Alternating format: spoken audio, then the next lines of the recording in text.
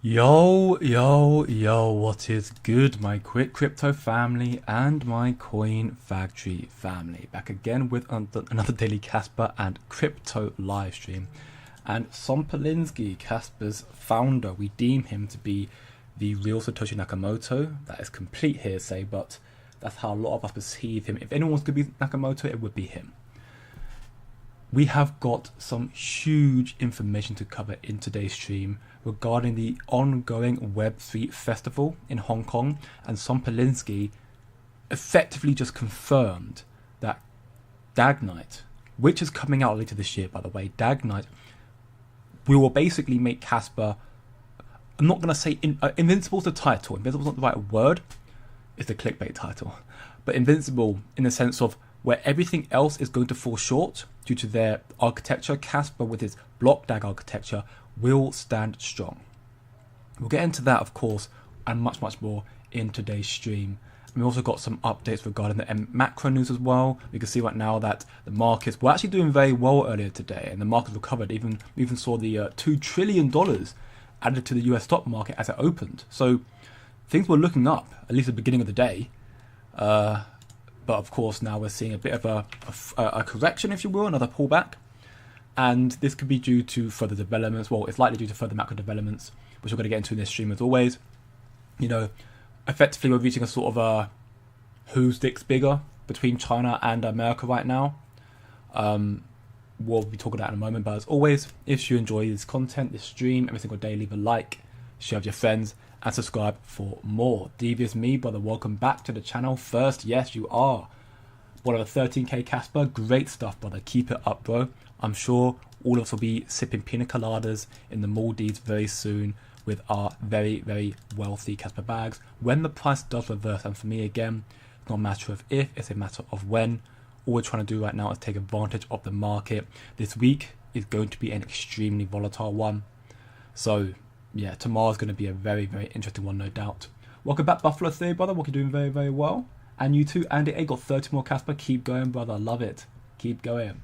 And Nessie Bro, second almost counts. Hey, the fact that you're here in itself, you are early. You are still one of the first in Casper, you could argue. First here. So yes, definitely counts where it matters. But with that being said, welcome back everyone who's watching on playback as well.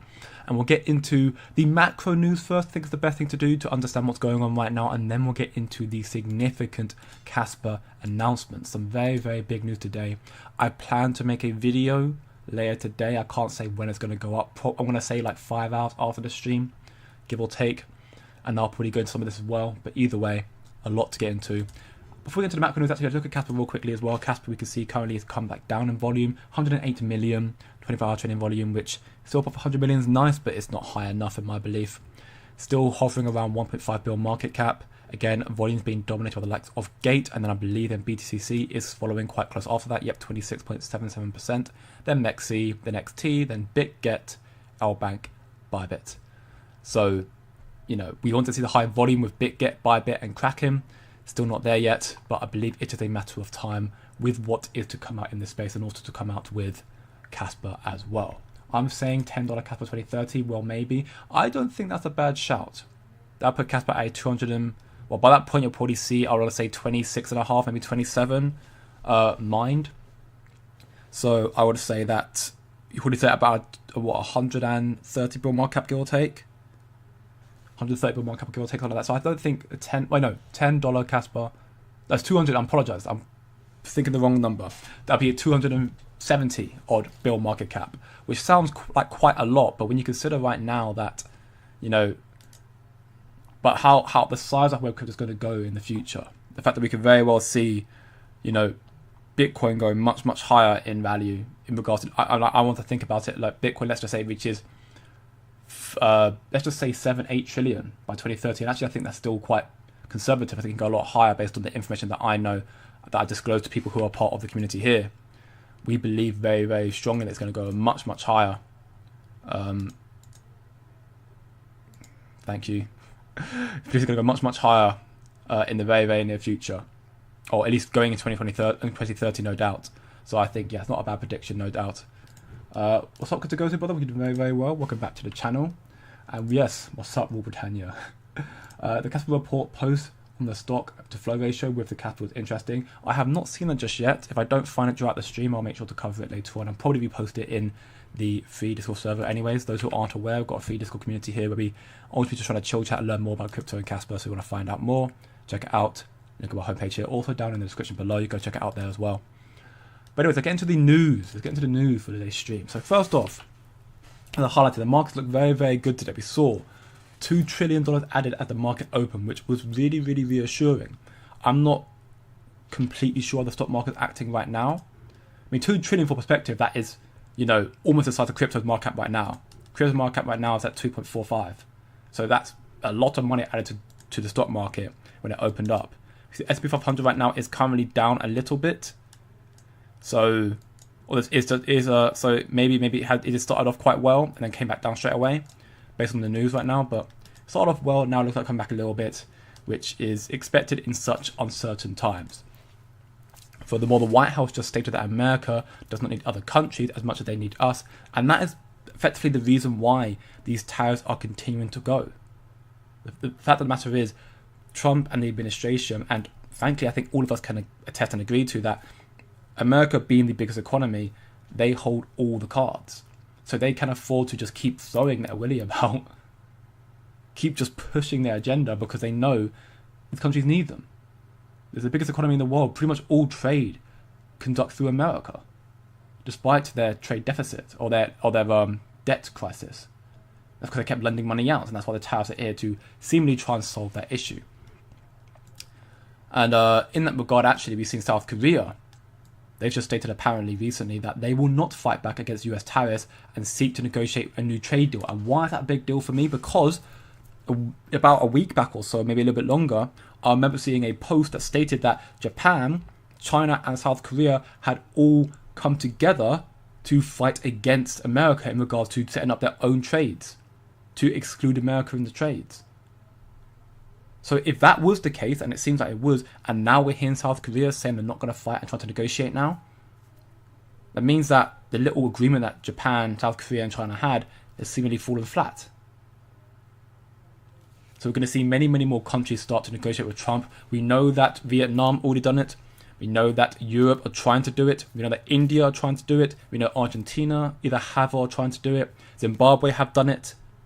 And that's just the ones that I can remember in my community earlier today. I saw members who were posting, and many, many more nations who had already now seeked agreements with Trump and negotiations with Trump. So the tariffs, you know, tomorrow the tariffs are put into effect. So a lot of countries are trying to get ahead before they're implemented. But they're implemented tomorrow, so you might see many, many more trades and negotiations happening in the next 24 hours. And then we will see where it goes from there. If the countries can try and stand strong, we'll have to wait and see. One of them, of course, who is not standing down is China. Yesterday, China issued a regulatory tariff of 34% on top of their already record-setting tariffs. Non-monetary tariffs, illegal subsidization of companies, and massive long-term currency manipulation, despite my warning that any country that regulates against the United States by issuing additional tariffs above and beyond their already existing tariffs, long-term tariffs, abuse our nation, will be immediately met with new and substantially higher tariffs over and above those initially set. Therefore, if China does not withdraw its 34% increase above its already long-term trading abuse by tomorrow, which is today now, which is probably why the markets are correcting, because I'm pretty sure this came out, and China have come back saying we're not standing down, the United States will impose additional tariffs on China of 50% effective tomorrow. All talks with China concerning the requested meetings with us will be terminated. Negotiations with other countries which have already requested meetings will be taking place immediately. So this is effectively what I believe is happening right now, where the markets are correcting, because the world's largest economy and the second largest economy, America and China respectively, they are going head to head right now. Trump is implementing tariffs, and whether it's because he actually wants to tariff other nations or whether he just wants to remove the tariffs, both seem to have an effect, both seem to be working. And a lot of nations now are approaching Trump to say, remove tariffs please, we'll do the same, we don't want to have them. And that's again the bullying mentality he has, but again it's seemingly working. At least it's early doors, we can't confirm as such right now. The markets are still in a complete bloodbath, but we're seeing some negotiations taking place right now. And China implemented their retaliation tariffs yesterday. And then we saw Trump reply saying, if you don't remove them today, then we're going to add an extra 50% on top of what we're already adding to you. And they've now got till tomorrow to either come to some form of agreement, or they're going to have a lot more tariffs, and therefore the trade war could continue to get worse. This is what I was saying. This week is going to be a very, very volatile week. The Fed meeting happened yesterday. I don't think it amounts to anything really, but tariffs are being implemented on 9th of April, tomorrow, and we're going to see a lot more retaliations and a lot more negotiations. And, you know, until either, it's going to be effectively all eyes right now, you know, no matter what nations do whatever, right? Europe could retaliate, UK could retaliate, you know, India could retaliate. All the big nations, of course, would have an effect, but China has the biggest effect because they're the second largest economy. So if China is right now, all eyes are on America and China. Whoever stands down first, you know, that's going to be a very, very pivotal and, you know, very, very pivotal moment, no doubt, and could very much set up for what's going to come through very, very soon. Or they'll continue just trying to be, you know, just continue trying to push their weight about until the whole system collapses. We'll have to wait and see. Honestly, we'll have to wait and see. I believe the Fed will step in, at least in regards to printing money, before it gets that disastrous, which also therefore makes that the 10th of April on Thursday equally a very important date, because that's when we get the CPI data coming out, the inflation data. And if inflation's down, like Trump's claiming it is, then the Fed will be more inclined to start cutting rates. I know that, again, JP Morgan, their global head of fixed income, I think it is, Bob Michael, did state that the Fed probably won't be able to wait until the next FOMC meeting in May to start cutting rates. We'll have to wait and see if that's true or not. But yes, this is also what's happening right now. And even Jim Cramer stating, you know, another 20% crash in the stock market from current levels. Now, yeah, Jim Cramer, he's notoriously anti-market. Markets don't like listening to him. So this could be a very good side of a bottom, you could argue. But, you know, again, jokes aside, a lot of uncertainty right now, and all eyes are on China and America and what's going to happen. The tariffs going into effect tomorrow could cause further pullbacks. Bitcoin's now at 76.8k. And we could see Bitcoin come down a little bit further. We saw it drop down to 74k recently. Trading views not loading.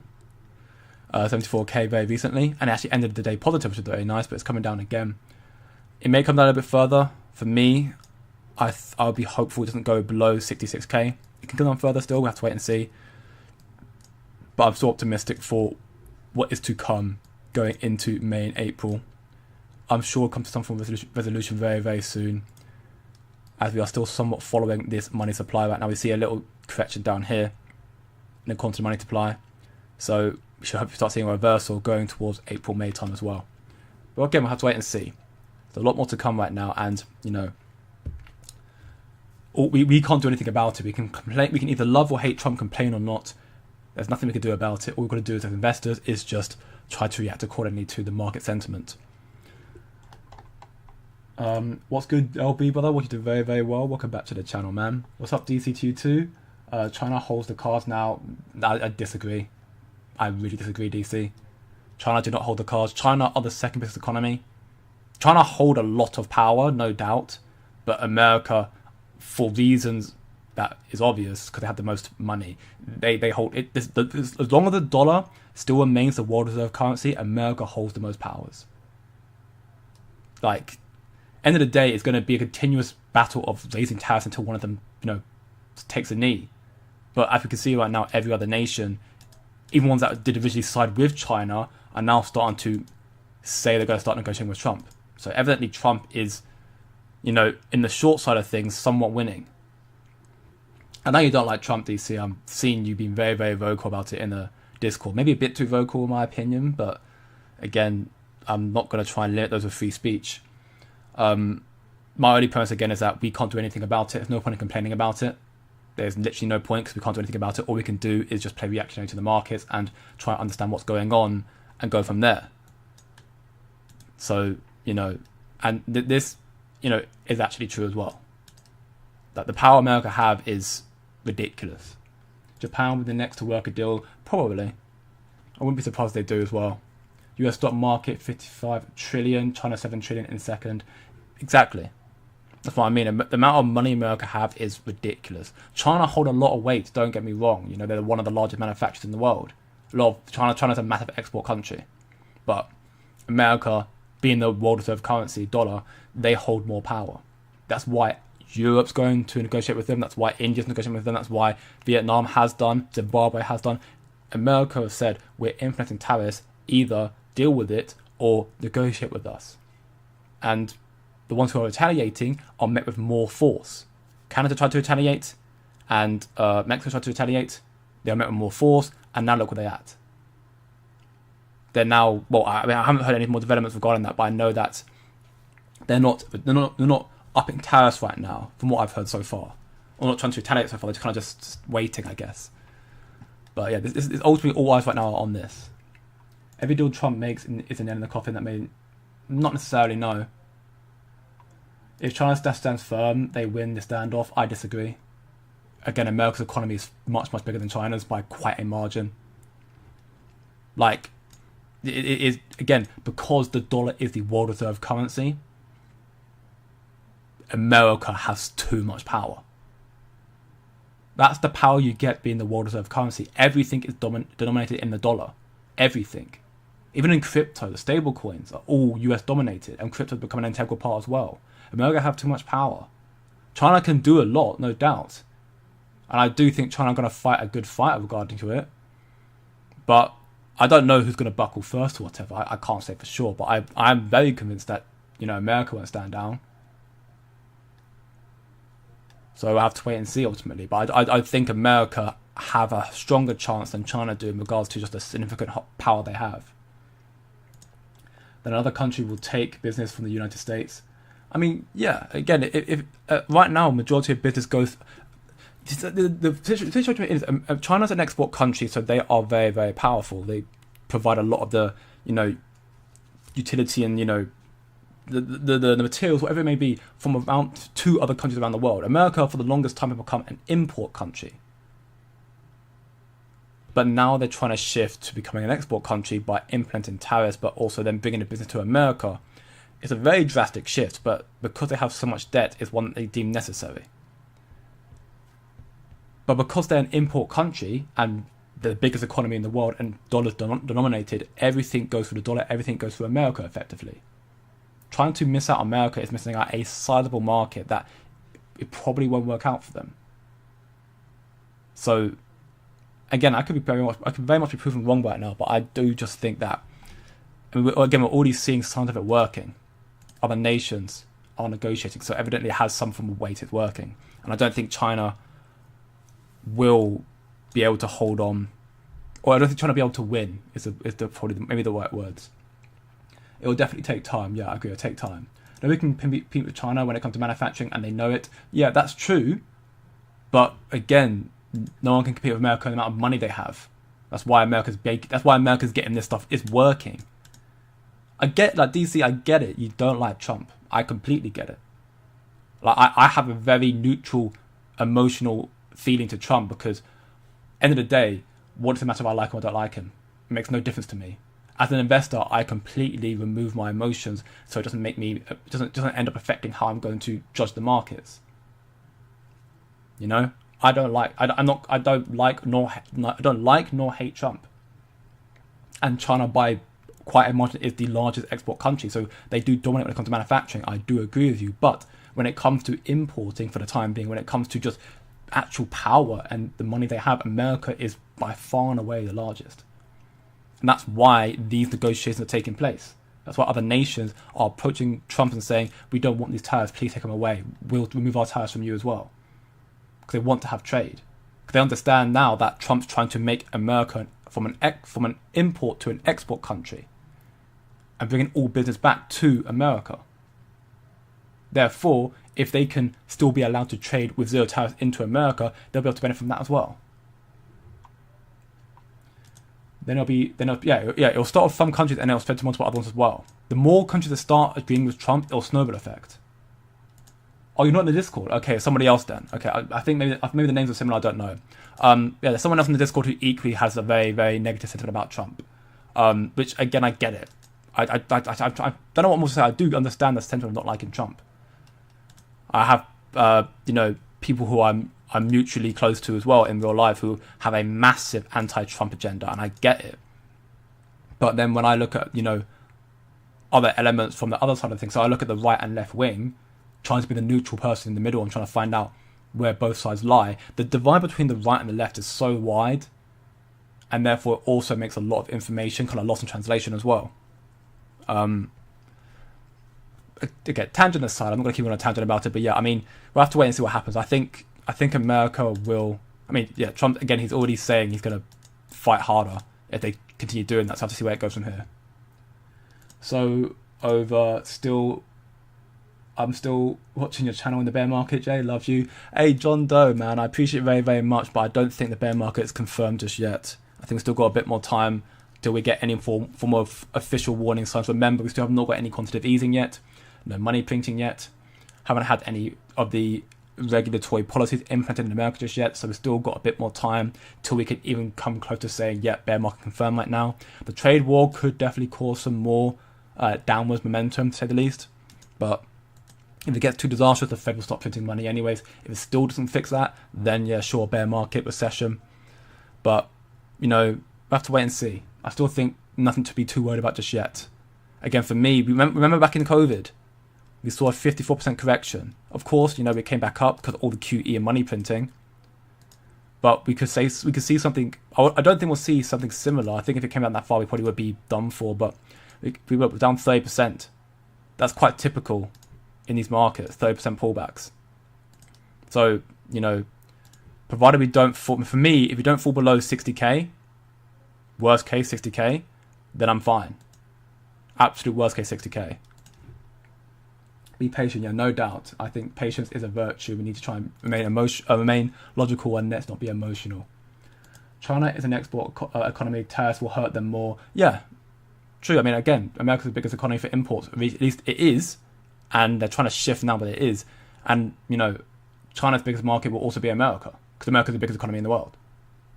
So it's going to be very, very difficult for this to happen. It's going to be a fun year. That's one way to put it, no doubt. And Bufflink says, yes, enjoy these streams again. We're doing streams every single day. Leave a like, share with your friends, and subscribe for more. More question real quick. Sure, why not? What's up, Eternal Night, brother? You're doing very, very well. Welcome back to the channel. Wing Hong, I really like Trump. Hey, some people do, some people don't. Again, I have a very neutral opinion of him because I understand the hate a lot, and I see why people like him as well. So I just choose to stay in the middle, on the fence, if you will. It would end with a face-to-face meeting in terms of that doesn't really shift our current relationship. Probably. We'll have to wait and see again. It's early doors. The tariffs are put into effect tomorrow. So, we're going to have probably a lot more pain before we get the gains. It's nothing to do with liking or not liking Trump. I am ambivalent to him. But these moves are economically ridiculous. And even Elon is trying to talk him down from this pissing contest. They're definitely causing a crash in the economy, there's no doubt. Yes, it is. It definitely is. But to highlight something that I'm sure you already know, DC, because you watch the videos and you are seemingly a very logical individual anyways. But another element to take into account, which could be playing a factor as well, is again, America has over $37 trillion worth of debt, which $9 trillion of that was reaching maturity. I can see have it just right now. So the question of the economy,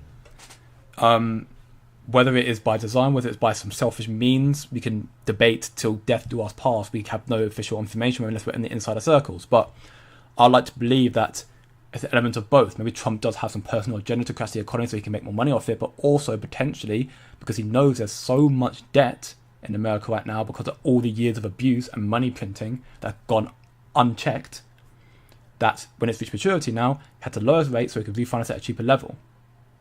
All these tariff stuff, this pissing contest is definitely, frustrating, and it's also definitely making us very, very frustrated as well. But as investors, we can't do anything about it. We'll see how this pans out, and I believe we'll see some form of resolution or some form of resolution of sorts in the upcoming weeks or so. once the tariffs go into effect, once the countries realise the effect they're having on them, and whether they can keep up or not, they might come to negotiate with Trump. They may just decide to retaliate, and then we'll see the pitting contest go higher and higher. When you're a bully, and when you have so much to offer and so much for you, you can be a bully. That's the problem, you know. Welcome back, Mr. Mars, bro. Hope you had a very, very good day. Is me and both Sui and Casper dumping slower compared to Bitcoin? Or is it me, or is it both Sui and Casper dumping slower compared to Bitcoin and Tau? Seems like most of the retail tourists out of the alts and mostly believers remain. I mean, right now with how the economy is, a lot of people have sold, and those who are selling now, I would even argue you're not paper hands at this point. Paper hands are those who are selling here, I'd say, and then even down here a little bit. In the recent time, all the tariff news, I wouldn't say that's a paper hand thing.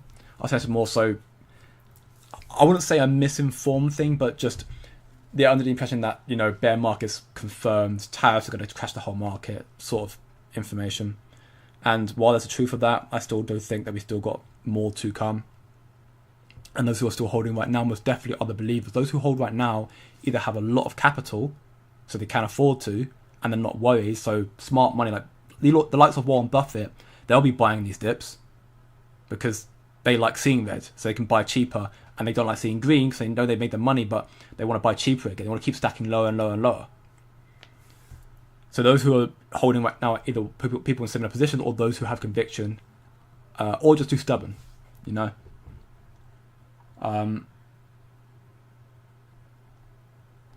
There's more questions real quick. US won't have toilet paper without China.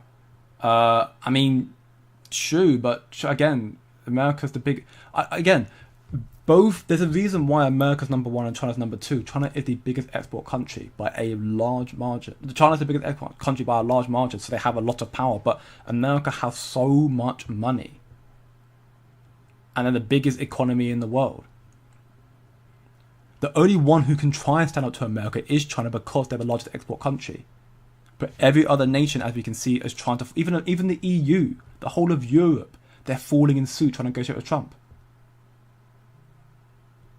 The nations who are even still big but like smaller in comparison, they're following and they're lining up to talk to Trump. China can try and fight it, and maybe they will. Maybe they'll get some form of resolution or victory. Who knows? But again, it's this once more one the markets are correcting right now. It's the element of uncertainty. No one knows who's going to win. Some believe America's going to completely wipe the floor with China. Some believe China is going to win this as well. We've got a conflicting comments in the chat right now, which is perfectly fine. Because we don't know, that's exactly what us as investors, we don't know. Therefore, people are taken out of the markets because it's uncertainty. That's what drives the markets down, uncertainty. Are we holding up reasonably well so far? Yeah, we are. We're holding very, very well so far, you know. And I think, again, it's partly based on what's coming as well in the very near future as well. And I'm optimistic about it. And with that being said, before I get some more questions, let's get into some of the Casper news for today. So we've got some big updates today. Some is confirmation about Crescendo hard fork, which you can see here from Elperor here. There's 27 days now away until the 10 BPS upgrade on the Casper mainnet. And we can see there's currently 47.37% who have migrated to the new version 1.0.0 Rusty Casper.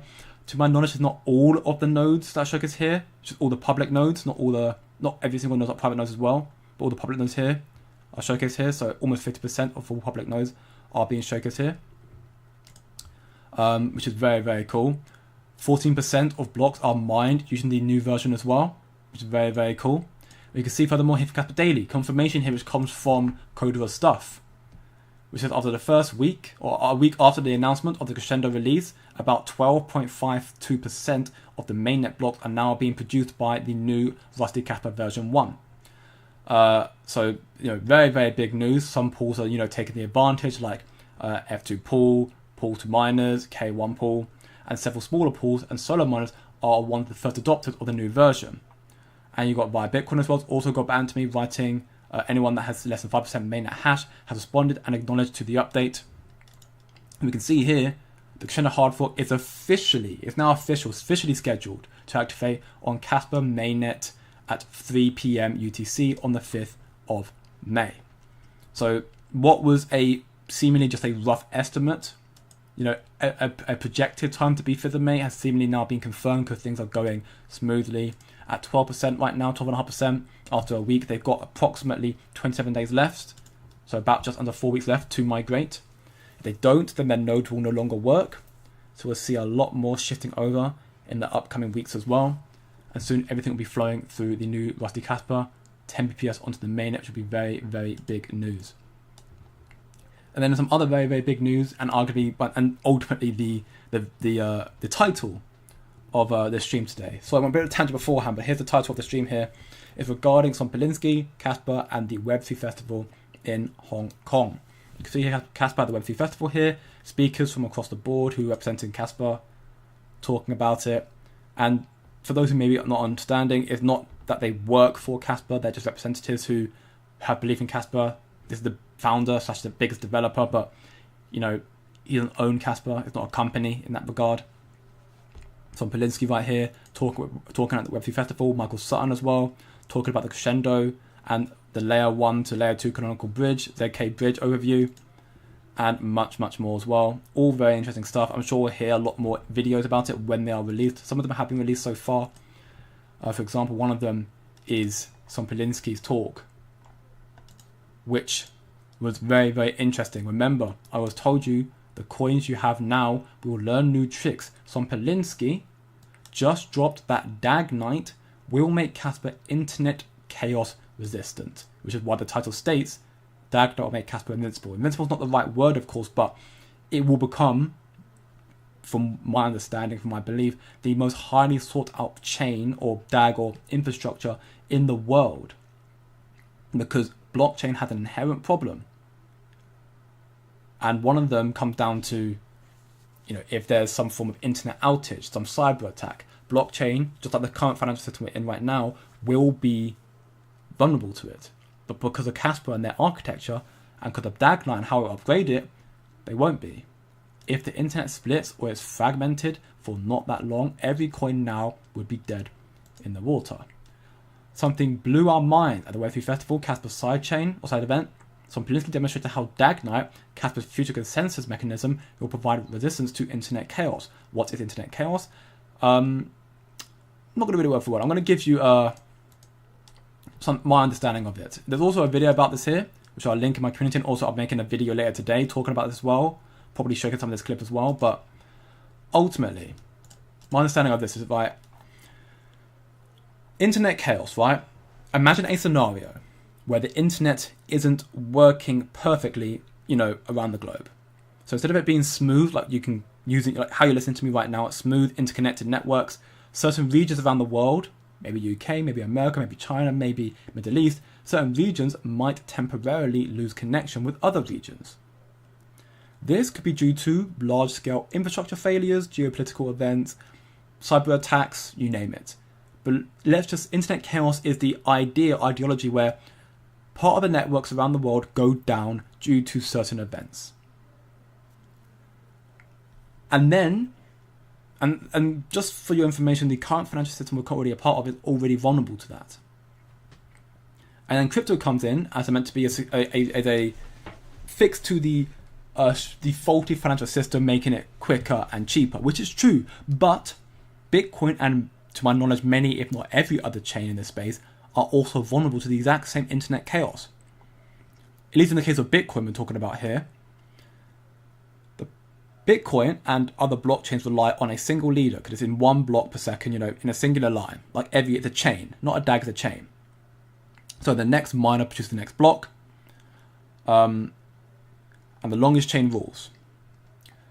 The longest chain rules, ultimately talk about Bitcoin nodes determine the valid version of the blockchain by agreeing on the chain with the most accumulated network. So because it's all in one linear path, it goes on like that. So here's the problem, right? The problem talking about it is if the internet goes down, or certain regions around the world, it goes down. So therefore the internet splits off. It splits into different regions. Different regions might end up building on a different version of that blockchain. Bitcoin is just one blockchain, of course, but if there was internet chaos, it might temporarily go down, and then you see multiple different miners trying to start off from the chain again, but it's not at the right part. They can't communicate to each other to determine which chain is truly the longest or heaviest. So this would lead to a fractured blockchain where different parts of the network have different histories, therefore potentially leading to invalid transactions, destroying consensus and security. Internet chaos, which again is due to infrastructure failures, cyber attacks, geopolitical events. Internet chaos is an inherent issue and risk to the whole financial system, even crypto as well. Potentially invalidating transactions or destroying security. But then you have Dagknight. Dagknight is the upgraded element of GhostDag, and GhostDag in and of itself is already somewhat resistant to internet chaos because it's a DAG multiple blocks formed at the same time. With Rusty coming out 10 BPS, that will be a bigger element to that. So GhostDag and Dagknight, they are designed to be resistant to these kinds of network disruptions. Because they have parallel processing of blocks. So Dagknight is expected to further enhance this element, because GhostDag effectively allows the production of multiple parallel blocks, processing parallel blocks. But it does have an inherent issue when it comes to latency. It can't scale with latency. Spectre, which is another protocol Somplinsky loves and created as his baby, he claims it, can scale latency, but it can't produce parallel blocks efficiently. So Dagknight is a combination of best of both worlds. So it can produce parallel blocks while also scaling with latency, which is a very, very big deal. So that therefore means, because of parallel blocks and scaling with latency, therefore if there was internet chaos and large parts of the internet are temporarily disconnected,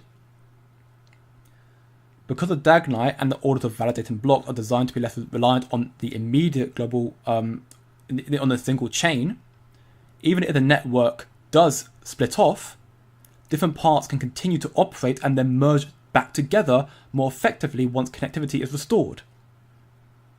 So you obviously, internet chaos, there could still be a chance of some chains having some transaction issues, but you'll be able to come back and merge back together again as they forked off and forked back together. Imagine it as you're on a motorway, right? You're on a motorway on a highway, freeway, and there are 4 lanes. Obviously, there's 10 in this case, 10 lanes. And there's a massive, a car crash on lane 3 and lane 4. Only now lane 1 and 2 work. All those lanes have gone down. Or at least if you're in the UK, because I can attest to it because I hate it, and you're on the motorway, the M25, and you have roadworks.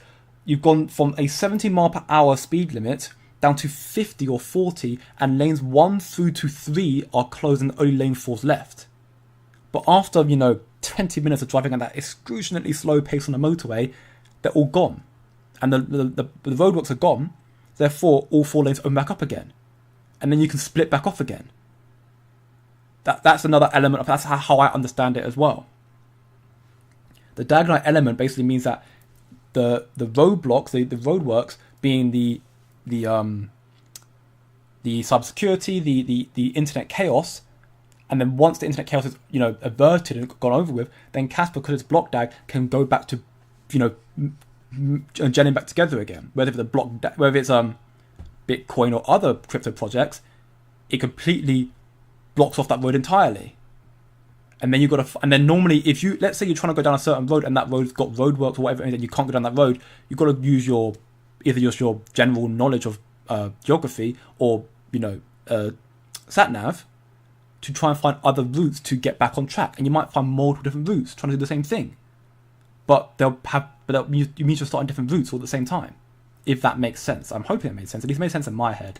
I'm not sure I explained it very well, but that is effectively what Dagknight is. And that's effectively why Casper and Dagknight, by the way, is coming out later this year.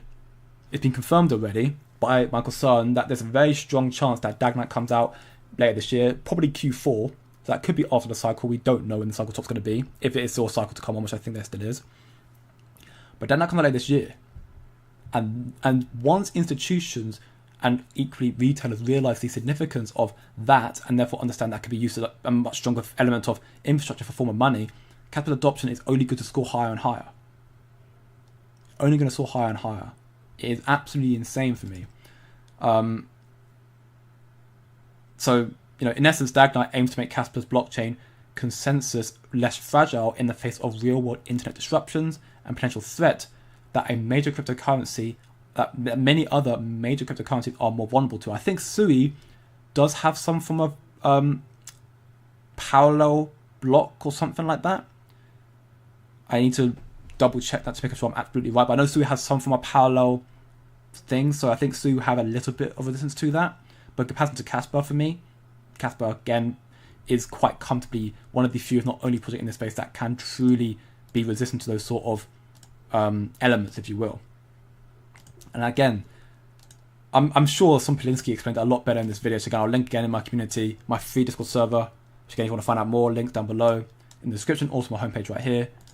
And also I'm going to probably make a video which will be a lot more structured and probably easier to understand some point later today as well. We'll be covering this as well. Ultimately, that Dagknight is deemed as, for me, the end game for Casper, which will make Casper get so much more adoption. It's why I stay strong in this project. Why Casper down currently 2.22% on the daily time frame, valued at 6 cents.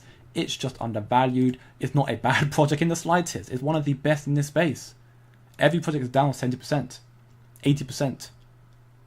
XLM and Algorand and HBAR, these ones have been adopted by institutions, for example.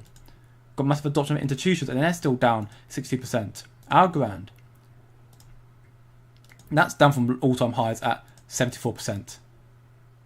XLM, all of these are down a lot. It's not just Casper, of course, but Casper has something that, where all these projects are seemingly kind of close to complete. I mean, they got adoption, don't get me wrong, so they have that advantage as well. They've got the institutional backing as well, but Casper, with what they're building, will be unavoidable. The biggest issue to the financial system that the big money and smart money are aware of is it's slow, it's inefficient, and it goes down, and it's expensive. And also, it's vulnerable to risks of cybersecurity hacks. How many times have I heard that on news articles time and time again? Crypto solves effectively all of those problems bar one, which is the cybersecurity element. And, you know, you have got some security elements being built by projects, but when it comes to the inherent underlying code, which of course I don't understand to the fullest extent, but I choose to believe that Dagknight is going to be folded in that because of its inherent Dagknight is a block DAG architecture, creating parallel blocks, processing parallel blocks. Because all by the way, just for reference, all crypto projects create parallel blocks, but due to the reasons that they have given, because it's so complex, I guess, they basically just streamline it just to make it a one block chain. But every crypto at its base layer just produced block DAG, but Casper's the only one that can actually process the block DAG, if that makes sense. But yeah, Casper again is in a very strong position in that regard. No fancy PPTX, just pure info. No fancy screen, just pure info on what some people are talking about. Smart contract versus layer 2, logic zone dependencies, miners versus real-time proving, global versus local. Again, this is what I'm going to very much look forward to listening to later and the other videos coming out. A very, very insightful information on what Casper's building, and ultimately going to reignite my belief again on why I hold Casper, why. And honestly, the only thing I'm somewhat worried about is going to reignite my belief in Casper so much that I won't want to sell at all, even to take profits. I will probably take profits, but what could be said could make me so bullish on Casper. From what I've already spoke about, I'm bullish on Casper anyways, and what I just spoke about now on Dagknight makes me even more bullish. I'm thinking, if it's going to become the infrastructure for the entire world going forward, potentially, and therefore Casper's value is only going to go up higher as demand rises, I'm sending the next form of money to make some, short-term profit, if you will. And of course, some Polinsky is the headline, of course, but there's many other things that went on that event as well. Igor Labs, for example, they have 10 DeFi protocols that are already building layer 2s on the Igor DevNet. Vela Swaps being one of them. Nacho, you got Candy Swap, Casper, Crest Development Studio, C-Swap, Cas Under, Castle, Casper Bot, KSPR, and Casper.com. I'm aware of these first 4. These last 6 I am not, so I'm intrigued to see what they're going to be doing to us as well. But yeah, a lot of good stuff in that regard. Equally, in some reassuring news, I should present the front actually, in regard to the hard fork going on. Tandem has confirmed that if you're holding Casper in your wallet, you have nothing to worry about. So that is probably a big question everyone's been waiting to hear. Tandem's highlighted here. Hard fork will not affect the current implementation of Casper. Our users will remain unaffected. So if you're holding Casper in your Tandem wallets, don't worry, you haven't got to do a single thing. That is very reassuring and good. I think I felt that was going to be the case anyways, but having the confirmation from Tandem himself is very, very reassuring and very good news. And we'll get to this post again in a little moment here. Just a post from our Crypto Talks talking about the next 4th-gen layer 1s changing the game. Casper, don't know what this one is. Dion, never heard of it. Sui and Air Sonic. I know very much of Sui. I've heard a bit about Sonic. And of course, Casper's one my bread and butter, so I know a lot about that one. And I think all of them will shake up the game, no doubt. I'm not so much about Dion, or no, I don't even know how to pronounce that one, but these three I'm convinced will shake up the game. But for me, Casper, I think the other ones might get quicker adoption, but Casper will just take over when the time is right. And I think the time's going to start the cycle. Similarly, how institutions are going to adopt crypto this cycle, Casper's going to make its name the cycle, and then the adoption that scales after that's going to just be insane. Possible war with Iran next 30 days. Oh, well, that's probably why crypto's also correcting as well. After their ceasefire ended, after 5 months of ceasefire. Yeah, that's what I was saying the whole time while I said the market may recover, which is, I mean, it's still possible. It ultimately, right now, the markets are doing badly, not because anything's wrong with crypto. It's due to the macro news weighing on the markets. War, whether it be physical warfare or trade war, is just terrible for markets. It only hurts Chinese people if they stop buying, which they won't. I mean, again, we'll have to wait and see.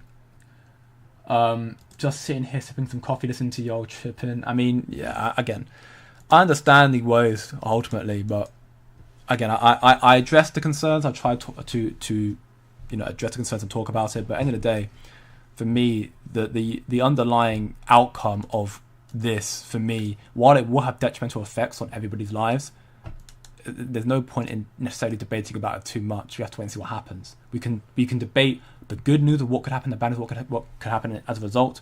But further from that, it's just at that point becomes just speculation. You know. What's up, Magnus, bro? Hope you're doing very, very well. Welcome back to the channel. Worried about what? I'm preparing my strategy for when it starts again. I have to think about it. I mean, and yeah, again, it's ultimately, yeah. It's all good preparing for strategy. Yeah, it's good talking about it, of course. It helps you devise your training strategies and helps you prepare in advance. But again, it's elements of knowing, like, I guess, where to stop. Like, I could talk about Trump and politics for 2-3 hours. Not that I necessarily want to, but I could, because there's a lot of information out there. But it gets to a point where it's not going to benefit me talking about it anymore. I understand the necessity I need to, which is what could happen, what couldn't happen, the good news and the bad news around it, and that's what I need to do. So when it comes to, I've seen posts like in my community as well. It's I'm not going to repeat them because it's not necessary to repeat them either way. But posts that are, while I understand the negative sentiment like around Trump, the posts don't have any drastic effect in regards to, from an investor standpoint. It's just meant to make you hate Trump more. Those posts, that's all they are. The tariffs are brilliant. It brings all countries back to a negotiating table. It is necessary to US budget, so US can avoid collapse. I mean, that's the argument for it as well. There's arguments for both sides of things, and I am on the fence, but I'm more so. I say I'm on the fence. I'm not trying to make too much of an opinionated statement, I guess, or an opinion. But the tariffs have benefits and they are seemingly working. But of course, the tariffs are also causing this crash as well. What did I say? The tariffs themselves are not causing the crash. I need to reiterate that. The tariff headlines are definitely an effect to it, and they are causing some fallback. But the tariffs themselves are not causing the crash. It's the headlines of them and the panic of them. But this is not tariffs. This is not Trump necessarily. This is just the economy was already in shambles, and it gives like Trump's further fanning the flames to send it further down before it. If something's broken, right, you can't just fix it straight away. You've got to break it more. Like, think about it. If you have what can I make an example? If you had a clay pot, right? You're doing your clay forming clay pot, and you've already chipped it in areas, whatever. You've messed up doing the clay pot. You can't just add parts to it and fix it without a lot of work and very fine tuning. It's very hard. So you're better at that point just kind of beating it to a pulp, putting it down to zero, and making it a blob again, and building up from the ground up again. That's effectively how I'm perceiving what's going on right now. Because what I think we can all agree on, anyways, is the whole economy was in shambles. The debt from America was everything was in shambles. So all Trump's doing is fanning the flames, I guess. But we're still screwed regardless. So,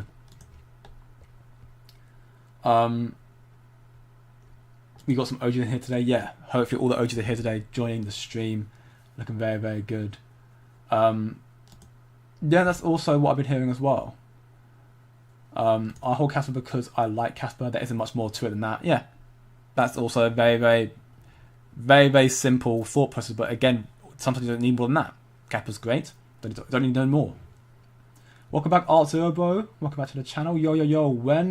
Buy when others are fearful and sell when FOMO are Caspians. Yeah, that's exactly what Warren Buffett said. And Nathan Rothschild said, all the important and well-renowned investors are like, when people are fearful, that's when you buy. When people are really, really bullish, that's when you sell. Because people are just, it's inherently playing on people's emotions. People are very emotional people. Well, humans are very emotional creatures. That's why the best investors are very emotionally detached. That's why I preach time and time again. It must sound like a very, cheeky catphrase. Don't be emotional because it has a lot of actual underlying meaning. I don't say it for a catfish for the sake of saying a catfish. I do truly mean don't be emotional when trading. Be logical. And part of being logical is playing on other people's emotions. If you're emotional, you're going to be caught up in the pump and the dumps. You're going to be buying at the top here and selling down here, and you're going to lose all your money. Being logical means understanding there's a pump, maybe buying here, and when you see everyone's getting really, really hyped, even just small swings like that, tiny swings, that's what part of it can be. Of course, if you're inside of circles, you can buy all the way down here and sell all the way up here because you understand the markets more, and you have the advantage. But otherwise, for the smaller investor, or average investor, you just buy here, sell there, and you're good. Or you do a lot more in-depth research, which I'm trying to do here, and you might be able to buy assets like Casper, which are down here. And then you could sell up here, up here, up here, and then all of it up here if you wanted to, and then buy back down there again. Don't be emotional, be logical. I'm DCA buying every 2% down, and I'm even if it crashes to 60, still will DCA. Yeah, I mean, again, I agree. I think Bitcoin again is, with what's coming out still, no QE yet, no rate cuts yet, no crypto policies in America just yet. I do think that those will have drastic effects on the market. We could see more pullbacks again, trade war and general war, uncertainty still rallying high, but I do think we are going to see crypto to make a recovery because the adoption's coming through now. Institutions, they want crypto technology, they want to use it. They're going to want to make money off it as well. Wow, a lot of questions today. Love to see it. Love to see it, everyone. Thank you very much. The support is insane. I'm still buying Bog Roll at 100% markup, aren't you? Not sure what you mean, but I'm sure some people are. Always present buff and not ready to leave. Casper, baby. I mean, yeah. Casper is the holy grail, no doubt, in my belief. Holding well because hard fork and listings over the next 45 days. And yeah, that's also another element as well. Dagknight, of course, is the talking point for this stream and what some people mentions here. But think about, again, the other elements of the tier 1 listings are still on here yet. And they're coming through the cycle. There's no doubt in my mind they will. So, I mean, yeah, there's a lot to look forward to. And I'm still not worried about crypto falling off because, again, the information I cover in here is proof of such. But equally, again, shameless plug, but for those who want more information, I have an executive VIP group here. You can join for the 7-day free trial here. And we've got a lot of in-depth alpha information in there from institutions, what they are researching and sending to their clients. We're finding these papers, these research interviews, these seminars, and covering it in this community here. And it's building more conviction in what's coming to the space and the fact that we're seeing adoption happening right now, this year, and where to go from here as well, and the prices they're talking about as well. Therefore, building our conviction and knowing where to invest. So if you want to know more about that sort of stuff, weekly live streams, alpha information, trade alerts, education, much more. 7-day free trial, link down below in the description, also on the homepage here as well, VIP group, wop.com/coin-factory. My conviction's not wavered. I see more downside in the short term, sure. I'm preparing accordingly, sure. But I'm still not selling some of my bags. Casper, I've not sold a dime. Because I think I feel like the moment I said I'd done my Casper, it's going to go pumping. From what I see is coming out, that's what I believe. Casper has saved me about 4% loss in the markets since I'm maxied.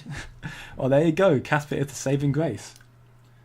The US doesn't get its toilet paper from China. A small portion of toilet paper has been imported primarily from Canada and Mexico. Oh, there you go. That's the toilet paper argument there. Nobody wants to own Casper to avoid tax.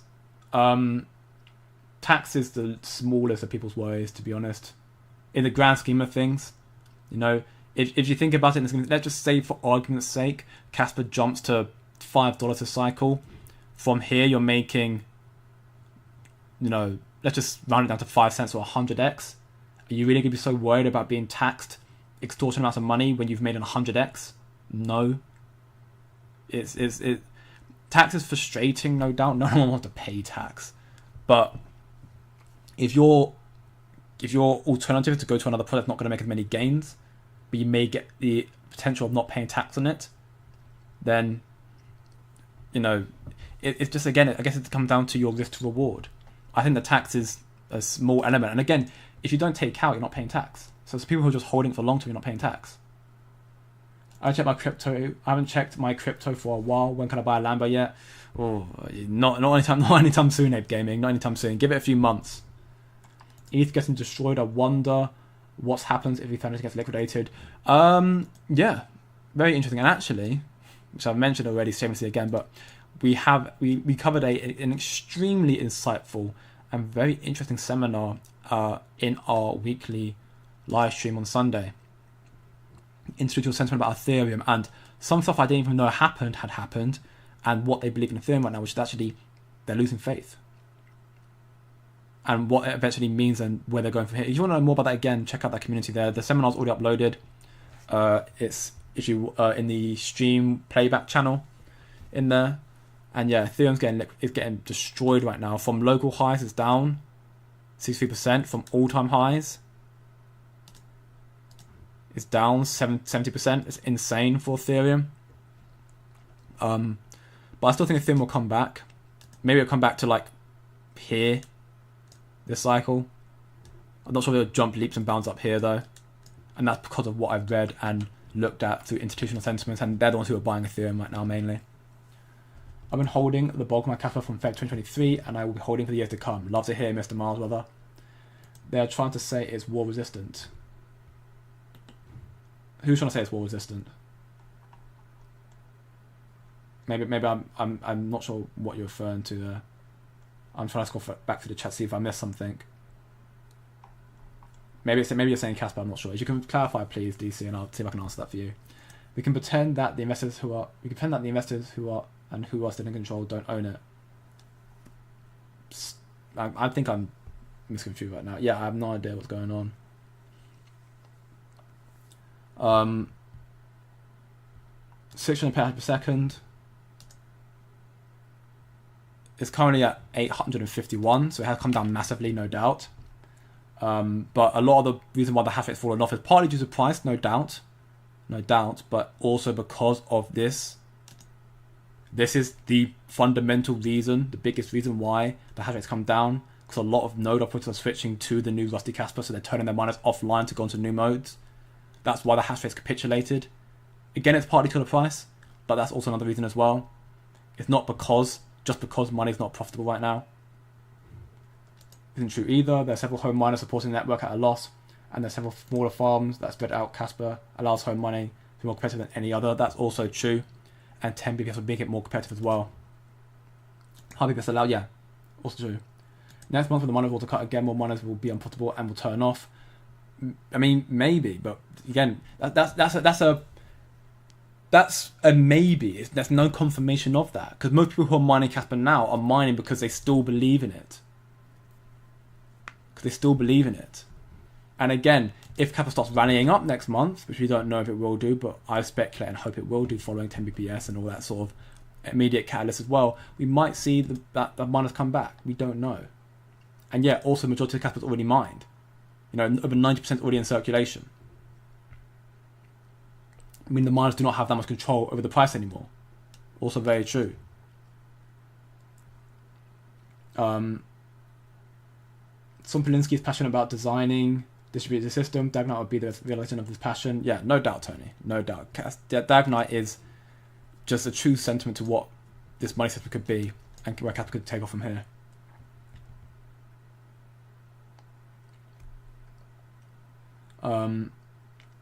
Only the KS7 and Light are currently profitable. 20 other mining machines are become worthless. Millions down, spent on hardware down the drain. So you don't mind mining at a loss. I mean, some people are fine mining at a loss right now, KS. because they believe that the return to the return they will make in the coming months or whatever and years to come will be worth their while. It's the same reason why I'm holding Casper now. I'm down on Casper quite a lot, but I'm not selling now. I'm not stopping now, and I'm still DCAing now. I'm still at a loss, but I'm still doing it. Check the Casper report post, Jay. It's wild. Okay, let's see if I can find it real quick. As I am about to wrap up today's stream, though. Casper report.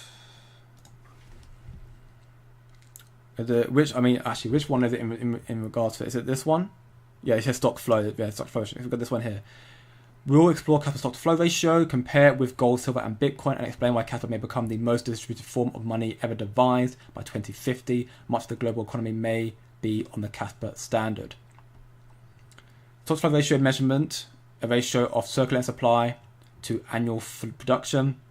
Stock to flow ratio indicates the years it would take to produce the current stock at the current rate of production. A high stock to flow indicates greater scarcity. When applied to commodity, stock to flow measures its potential as a store of value and a unit of account. This chart compares the stock to flow ratio of selected commodities, which you can see in this post here.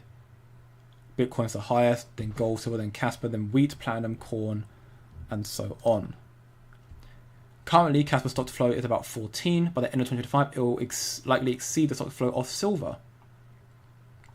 Ultimately meaning it's getting more and more scarce. By 27, about 6 years from the Genesis block, Casper's stock to flow will likely exceed that of gold. Bitcoin took about 15 years to achieve this.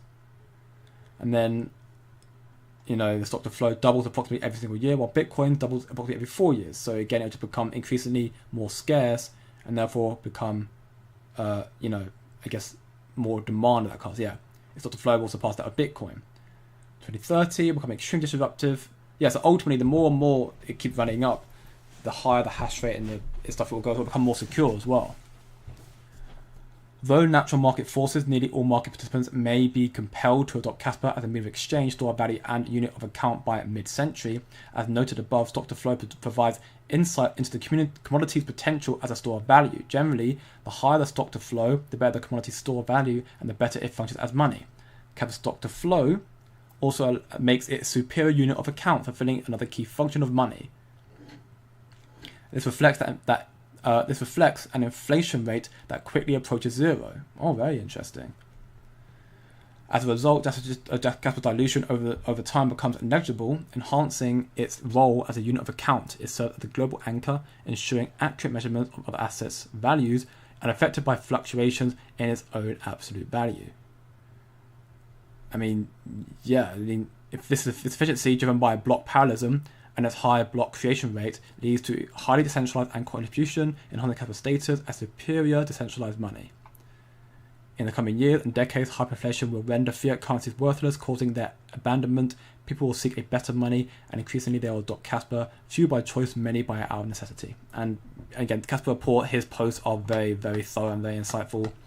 And this is something I'm definitely going to be linking in my community later on. And yeah, once more, why again I hold Casper for the long term, because I believe it is stock to flow is another underlying reason for it. It's going to keep going up in value. It's deflation. It's going to keep going up more and more. Mining machine is not worthless, and they are mining at loss at current Casper price. But if they hold their Casper, they can sell it at a later date. True. What do you mean by invincible? Invisible? I said invincible. The title said invincible. If you meant the title, it said invincible. And basically it becomes internet resistant or internet chaos resistant. I'm just seeing more questions real quick. Pretty sure those who keep mining understand that the loss, but may have other reasons besides profit. Yeah, I know people who are still mining Casper right now.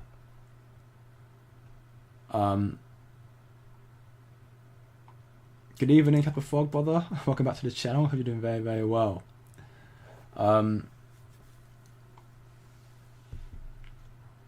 Just see any more questions real quick about the stream. Bitcoin dominance is high on Stoch RSI. Conversely, SPX, Nasdaq, and Bitcoin Cash are low. Let's hope it picks up a little. The market is falling a little, but at the moment, I mean, yeah, the market's falling because of all the uncertainty right now. I'm in the hope that I think best case right now we can hope that it holds until the worst is behind us right now. But right now there's still escalation of tariffs and potential war approaching, so we can't really determine what's going to happen anytime soon just yet. Great example of the clay pot, Jay. Oh, thank you very much, Captain Frogman. Yeah, I appreciate it very much. This isn't even to mention what happened when crypto goes on a rip and hits all-time highs. Exactly. That's happening this year, no doubt, in my belief. But that being said, as I'm still looking for more questions real quick, I think that is all the ones, because I think everybody else is having a nice chat back and forth. But that being said, that will be it for today's daily Casper and crypto live stream. I will be making a video on Casper layer today, ideally. So stay tuned for that. But yeah, again, markets are looking a bit tough right now, as you expect. Tomorrow will be the day we see the tariffs implemented, the reciprocal tariffs, so stay tuned for tomorrow's stream. I'm not sure what time I'm going live yet, I'll make an announcement about it. But we've got a lot more to come. Maybe more pain as well. This week's going to be very, very volatile one, so stay tuned. But that being said, if you all enjoyed, then please feel free to leave a like on the stream, share with your friends, subscribe for more. You know the deal. If you want to check out a lot more about crypto and Casper, then come check out the free community here. Even more in-depth insight information in the VIP group, and even my Twitter page here as well. All links down in the description as well. Have a great day, good evening, and good night. And I'll see you all